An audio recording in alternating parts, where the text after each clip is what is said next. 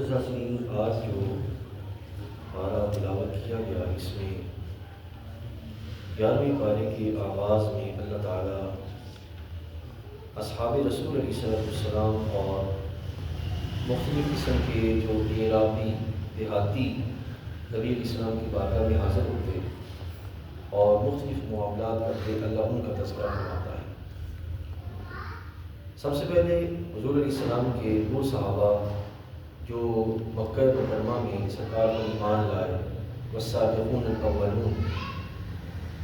المہاجرین والانصار، پھر مہاجر اور پھر انصار، پھر وہ جنہوں نے ان کی بعد میں یعنی کہ ایمان لائے ان کی پیروی کی، ان سب کے بارے میں اللہ تعالیٰ کا یہ اعلان ہے، رضی اللہ عنہم ورضوا عنہ، اللہ تعالیٰ ان سے راضی اور وہ اللہ سے راضی، اور ان کے لیے ہمیشہ کی جنتوں کا رب تعالیٰ جل وعلا نے اعلان فرمایا۔ دوسرا، انہی آیات میں رب تعالیٰ جل وعلا نبی مکرم صلی اللہ علیہ وسلم کو فرماتا ہے کہ حبیب علیہ السلام، آپ اپنے غلاموں سے ان کے مالوں سے صدقات وصول کیجیے، تاکہ یعنی کہ اسلام کا ایک معاشی نظام تھا جس کے لحاظ سے ایک طرف سے صدقات لیے جاتے اور جو ضرورت مند ہوتی ان کو پیش کیے جاتے۔ تو حبیب کریم علیہ السلام کے اعلان پر جب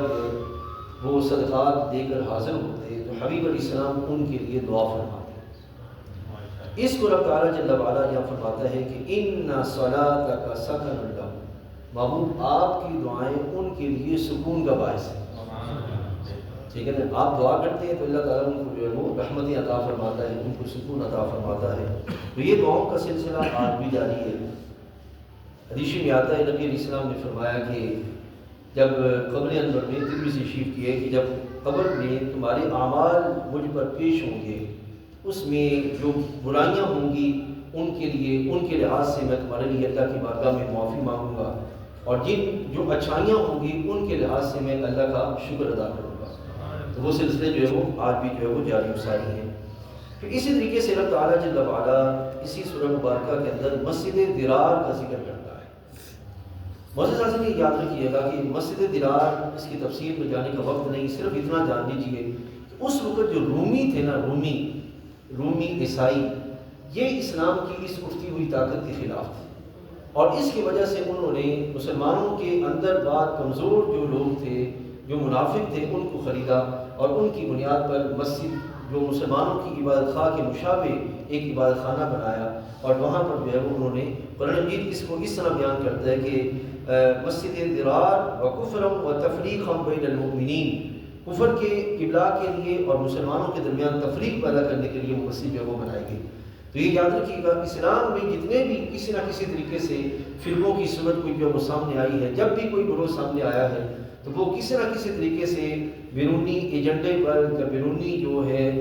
لابی پر جو وہ ضرور کام کرتا وہ نظر آیا کہ اس کے تانے بانے جا کر جو وہ اسی مقام پر جو جا کے ملتے ہیں۔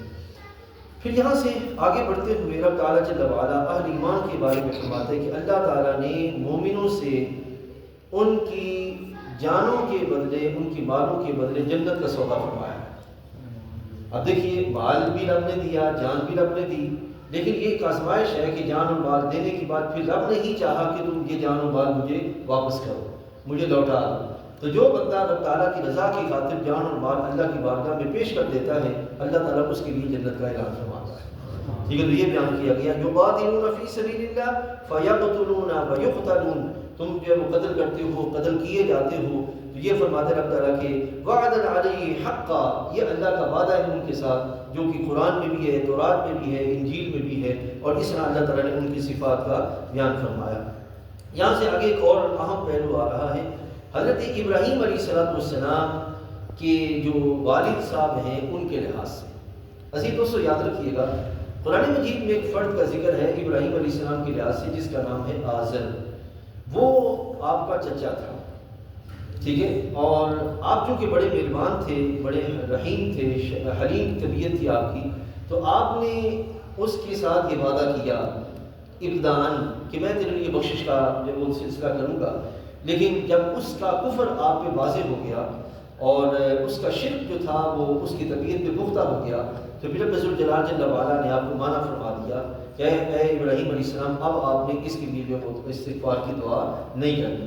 ٹھیک ہے۔ تو یہ یہاں پہ جو موجود ہے، اور اب دیکھیے یہاں پہ اللہ تعالیٰ جناب ابراہیم کو منع فرما رہا ہے، لیکن وہاں ربنا اغفر لی ولوالدی وللمؤمنین یوم یقوم الحساب، وہ دعا ابراہیم علیہ السلام ہے۔ تو یہاں پہ ان کے چچا کے لحاظ سے منع کیا جا رہا ہے، اور وہاں پہ ان کے والد کے اعتبار سے جو وہ دعا کا سلسلہ موجود ہے کہ جناب ابراہیم علیہ السلام جو ہے وہ اپنے جو وہ والد کے لیے دعائے استغفار فرماتے ہیں۔ پھر اس کے بعد ایک اور اس میں ذکر آتا ہے کہ محبوب کریم علیہ السلام جب غزوہ تبوک کے لیے تشریف لے گئے تو 2 یا 3 صحابی ایسے تھے جو بس اسی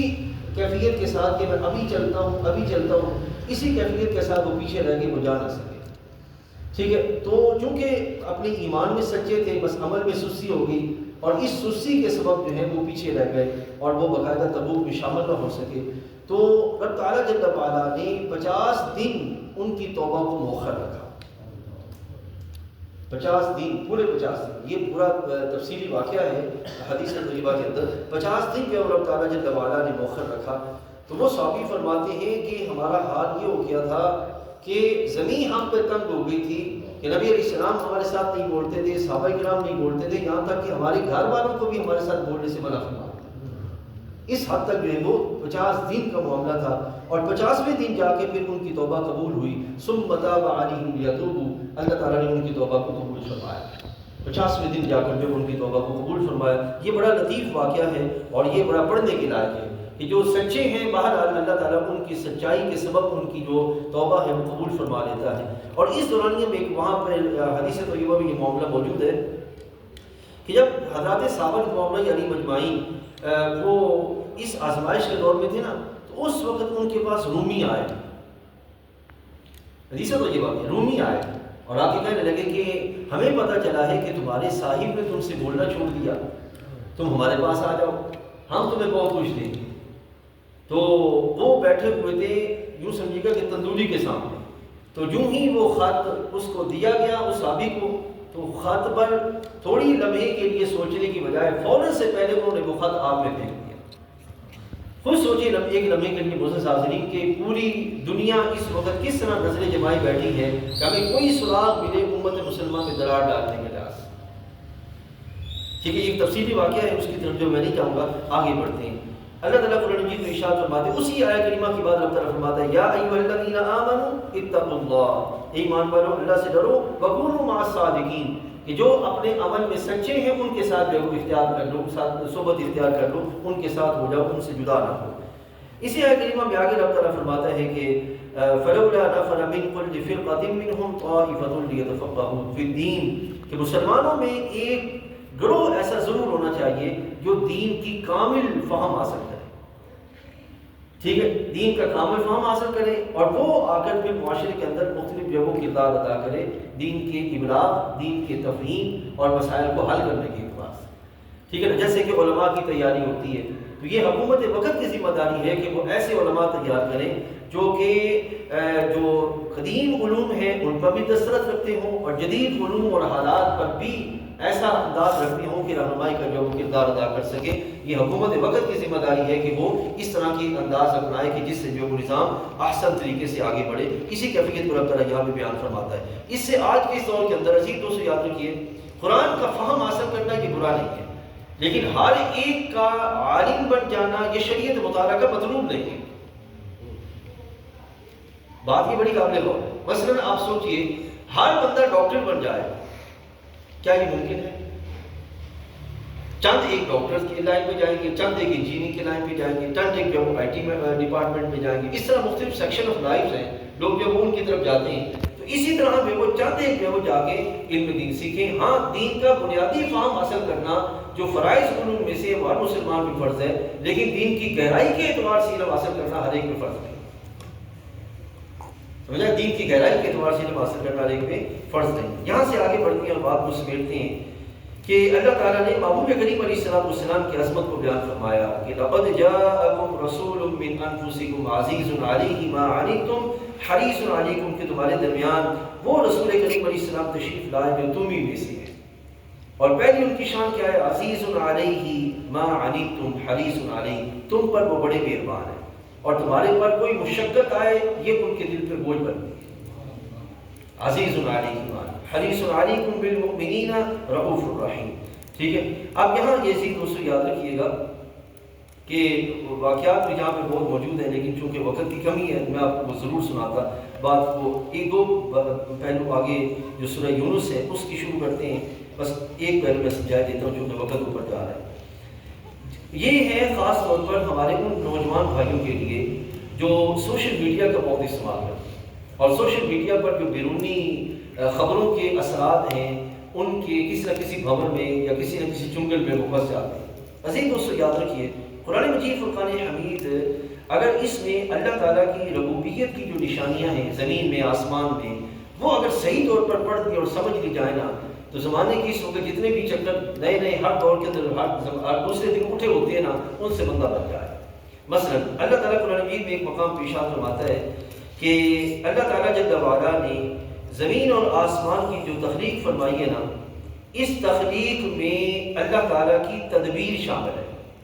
یعنی کہ اللہ تعالیٰ مدبر ہے، وہ تدبیر فرماتا ہے اور تدبیر کے ساتھ جو وہ کائنات کے نظام جو ہے وہ چلا رہا ہے، اس میں اس کی دانائی کے پہلو بھی چھپے ہوئے ہیں، ٹھیک ہے نا جی۔ اچھا، ایک دوسرے مقام پہ اللہ تعالیٰ جل وعلا اسی کائنات کے اعتبار سے فرماتا ہے کہ اللہ تعالیٰ نے زمین اور آسمان کو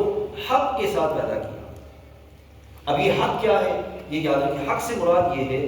کہ زمین پہ اگر ہم غور کریں تو انسانی زندگی کے اعتبار سے جو مناسب رہنے کا انداز تھا،